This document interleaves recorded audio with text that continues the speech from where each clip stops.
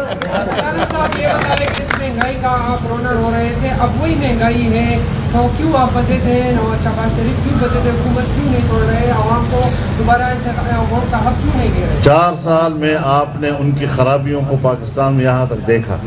4 سال کی خرابی کا آپ ہم سے کہتے ہیں 4 دن میں پورا کرو. یہ گند اٹھاتے اٹھاتے شاید اگلی حکومتوں کو بھی ٹائم لگے گا. ملک یہاں تک پہنچ چکا ہے.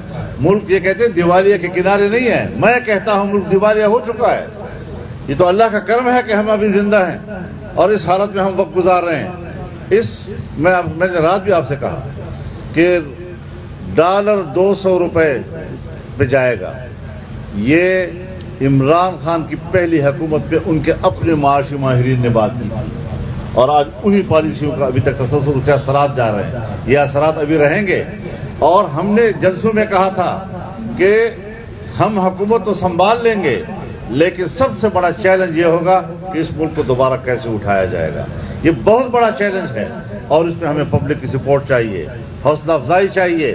اس قسم کے سوالات نہیں آپ حکومت کیوں نہیں چھوڑ رہے. پھر ایسا آسان بات ہے منہ سے بات نکالنا اور جلدی سے.